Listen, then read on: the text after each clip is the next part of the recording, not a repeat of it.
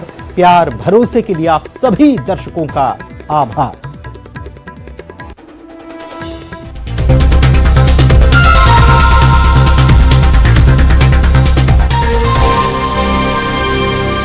नमस्कार एमपी, अब तक आप देख रहे हैं और आपके साथ मैं हूं पुनीत। तो चलिए खबरों की करेंगे शुरुआत और सबसे पहले मुख्यमंत्री शिवराज सिंह चौहान की बात। उज्जैन में दरअसल सुजलाम अंतर्राष्ट्रीय जल महोत्सव का उद्घाटन सत्र रखा गया था, जिसमें मुख्य अतिथि केंद्रीय जल शक्ति मंत्री गजेंद्र सिंह शेखावत थे और मुख्यमंत्री शिवराज सिंह चौहान भी इसमें शामिल हुए। उज्जैन में सुजलाम अंतर्राष्ट्रीय जल महोत्सव सम्मेलन का मुख्य आयोजन सुमंगलम पंचमहाभूत अभियान के तहत देश दुनिया को जल संरक्षण का संदेश देने का है। कार्यक्रम को संबोधित करते हुए मुख्यमंत्री ने कहा कि जल के बिना जीवन की कल्पना भी अधूरी है, जल ही अमृत है। सीएम ने जल महोत्सव में लोगों को जल को संरक्षित करने की अपील की और कहा कि जल के अलावा पेड़ और पौधों और वनस्पतियों को भी हमें संरक्षित करना बहुत जरूरी है। की विकरालता की तरफ हमारा ध्यान आकर्षित किया। रूस यूक्रेन का युद्ध चल रहा है। कई लोग कहते हैं कि ये विश्व युद्ध में भी परिवर्तित हो सकता है।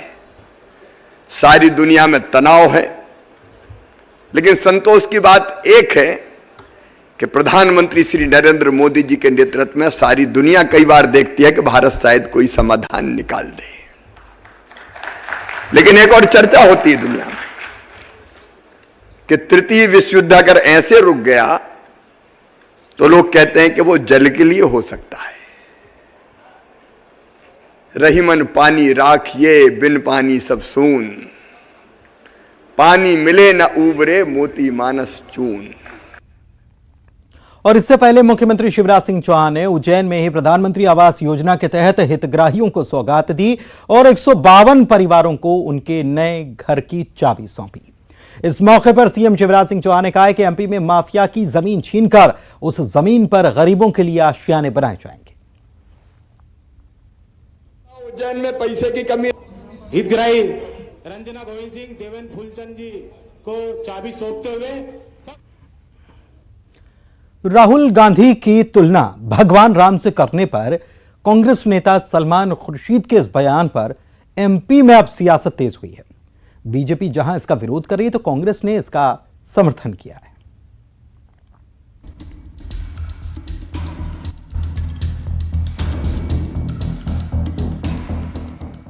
कांग्रेस नेता सलमान खुर्शीद ने राहुल गांधी की तुलना भगवान राम से कर एक बड़े विवाद को जन्म दे दिया है। एमपी के गृहमंत्री अमित शाह ने इस तुलना के लिए खुर्शीद पर हमला बोला। उन्होंने कांग्रेस नेता के बयान को चाटुकारिता की पराकाष्ठा बताया। गृहमंत्री ने कहा कि नर की तुलना नारायण से करने को कोई उचित नहीं मानेगा। ये राजनीति में चाटुकारिता की पराकाष्ठा है। खुर्शीद जी, नर की तुलना नारायण से करना ये कोई भी अच्छा नहीं मानेगा, कोई भी उचित नहीं मानेगा। चाटुकारिता की पराकाष्ठा है, लेकिन इस चाटुकारिता से आप दूसरों को आहत कर रहे हैं। वहीं सलमान खुर्शीद के बयान पर कांग्रेस ने समर्थन किया। पूर्व पीसीसी चीफ अरुण यादव ने राहुल गांधी की राम से तुलना का समर्थन किया। उन्होंने कहा कि राहुल गांधी की यात्रा से बीजेपी में बौखलाहट है। बीजेपी कभी राहुल गांधी की दाढ़ी, कभी टी शर्ट को लेकर सवाल उठा रही है। बीजेपी के पास अब राहुल गांधी को लेकर कहने के लिए कुछ नहीं बचा है कि राहुल गांधी जी की जो यात्रा चल रही है और जिस तरह का ऐतिहासिक सपोर्ट उनको मिल रहा है इस यात्रा में, उससे पूरी सरकार में बौखलाहट, भाजपा में बौखलाहट है। और अब उनके पास कहने को कुछ नहीं है। कभी टी शर्ट की बात करते हैं, कभी राहुल गांधी जी की जूते की बात करते हैं, कभी दाढ़ी की बात करना शुरू कर देते हैं। तो कोई चर्चा नहीं है उनके पास, कोई एजेंडा नहीं है उनके पास और बोलने के लिए। नरोत्तम मिश्र जी, आप अपनी चिंता करें, प्रदेश की चिंता करें, है ना।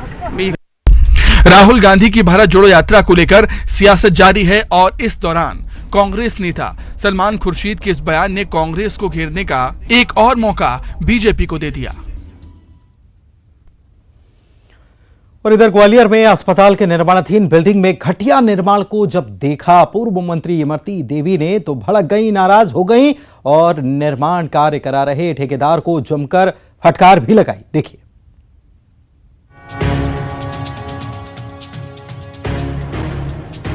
डबरा में अस्पताल की निर्माणाधीन बिल्डिंग में घटिया निर्माण कार्य को देखकर पूर्व मंत्री इमरती देवी भड़क गईं और निर्माण कार्य में जुटे ठेकेदार को जमकर फटकार लगाई। के अलावा और कहाँ डर रही, रेता लगा रहे थे, लुड़ी कहाँ आती है, आप जानते नहीं हैं। बीच में तो अभी काम भी बंद रहा। इस काम की वजह हमने बेलदारी भी करी। नहीं मैडम, आप और जानते हैं हम। मैडम हम भी डबरा के हैं। नहीं डबरा के नहीं, अब तुम छोटे से करी, हमने बहुत छोटे से करी। जब काम बजरी की ट्रॉली लुड़ी तक कहाँ से तुमने भरी, कहाँ से मसाला बनवा, हटवा देंगे, पहले की पड़ी उसको हटवा देते हैं।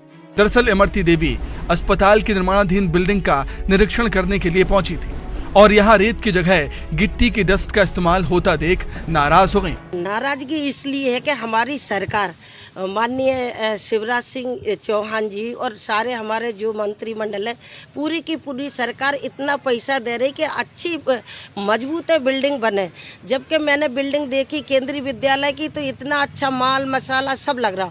और डबरा में जो अस्पताल बन रहा 100 बिस्तर का, उसमें खाका से बनाया जा रहा, जो क्रेशर की वो बारूद निकलती है, डस्ट से पूरा अस्पताल 2 मंजिल बन चुका है।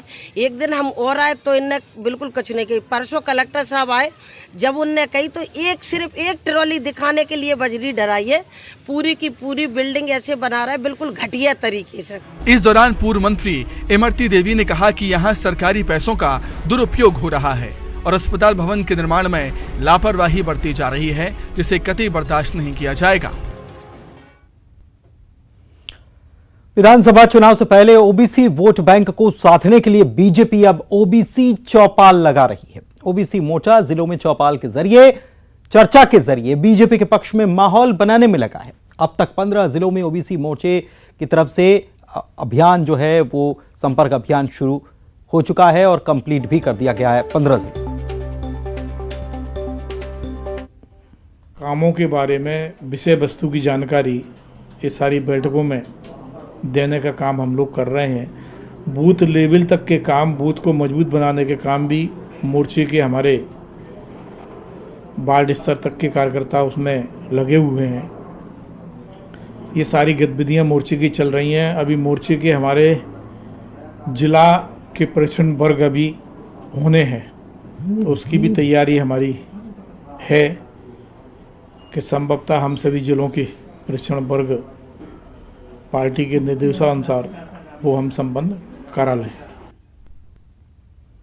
और बड़ी खबर की करते हैं बात। हाथ से हाथ जोड़ो अभियान कांग्रेस की तरफ से शुरू होने जा रहा है और इसके लिए ऑब्जर्वर की नियुक्ति कर दी गई है।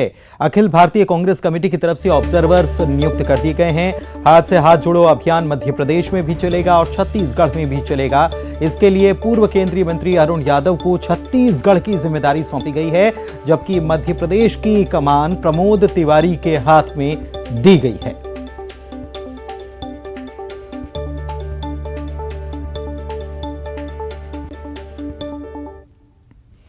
और इस बीच कोरोना की चौथी लहर की आशंका से निपटने की तैयारियों का जायजा लेने के लिए देश भर के साथ एमपी के सरकारी अस्पतालों में मॉक ड्रिल रखी गई थी, जिसमें यह परखा गया कि अस्पतालों में कोरोना से निपटने के इंतजाम आखिर कितने मुकम्मल हैं।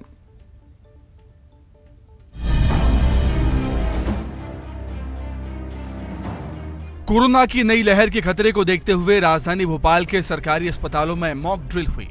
हमीदी अस्पताल में व्यवस्थाओं को सुनिश्चित करने के लिए मॉक ड्रिल किया गया। चिकित्सा शिक्षा मंत्री विश्वास सारंग ने ऑक्सीजन प्लांट और बाकी व्यवस्थाओं का निरीक्षण किया। मंत्री विश्वास सारंग ने दावा किया कि एमपी सरकार के पास कोविड से लड़ाई के लिए संपूर्ण व्यवस्था है। चाहे ऑक्सीजन प्लांट हो या बेड, सभी की तैयारी पूरी है। केंद्र सरकार की गाइडलाइन का अच्छे से पालन किया जाएगा।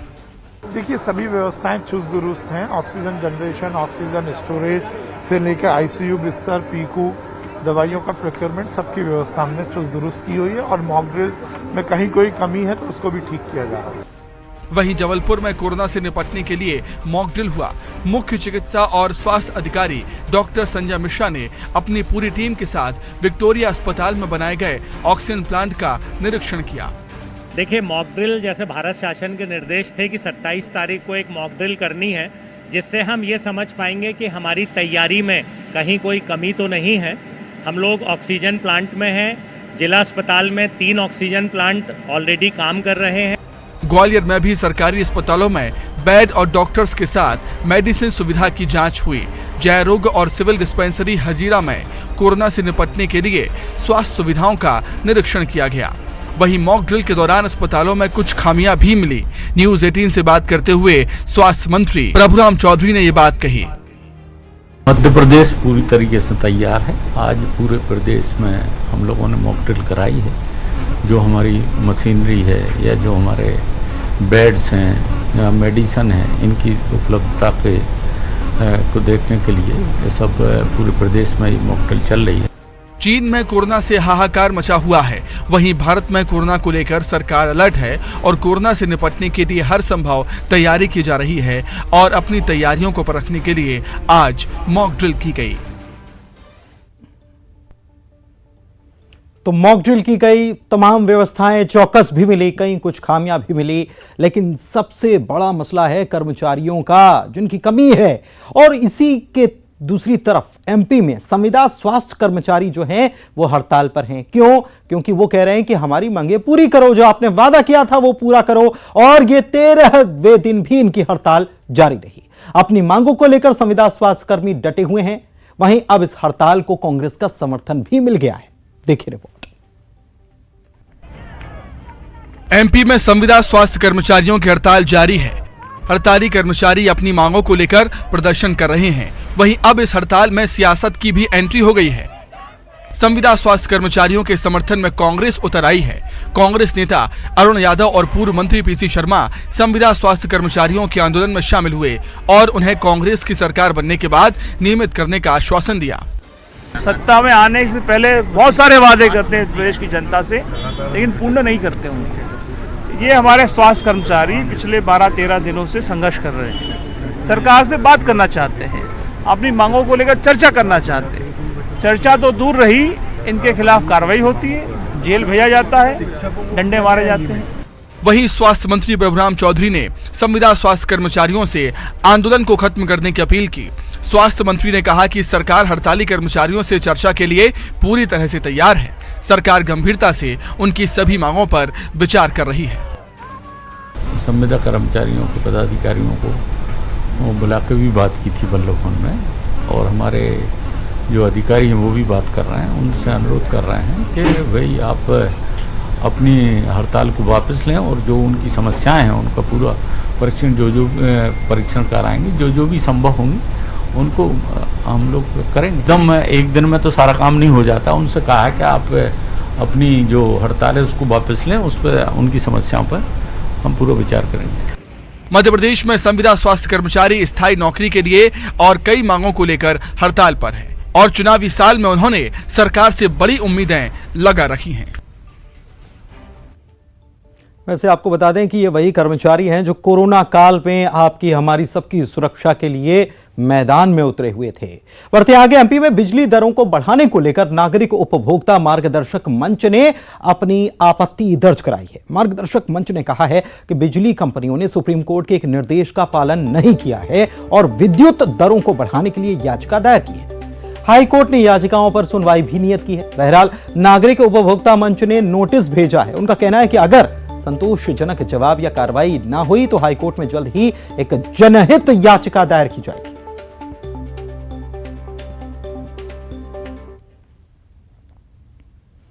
उधर खरगोन में रामनवमी पर हुए दंगों पर गठित क्लेम ट्रिब्यूनल ने 20 फैसले सुनाए हैं।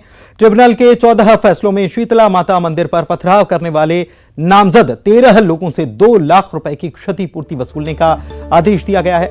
सुप्रीम कोर्ट की गाइडलाइन पर दंगे के बाद देश में पहली बार गठित क्लेम ट्रिब्यूनल के पास पहुंचे 343 आवेदनों में से 34 आवेदन मान्य किए गए हैं।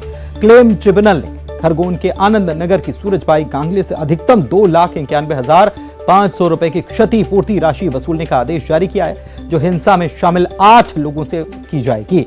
खरगोन कलेक्टर कुमार पुरुषोत्तम का कहना है कि जिन प्रकरणों में ट्रिब्यूनल ने आदेश दिया है उनमें तहसीलदार वसूली करेंगे।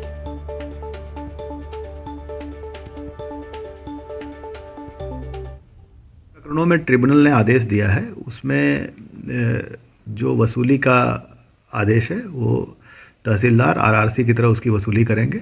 कतिपय प्रकरणों में माननीय उच्च न्यायालय से स्टे है, वैसे जिनमें स्टे है उन प्रकरणों पर अभी कार्रवाई नहीं होगी।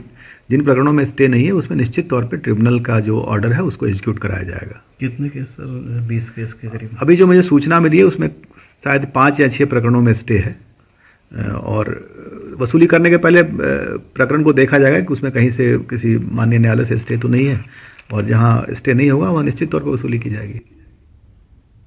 और आइए अब देखते हैं 25 सेकंड में खबरें।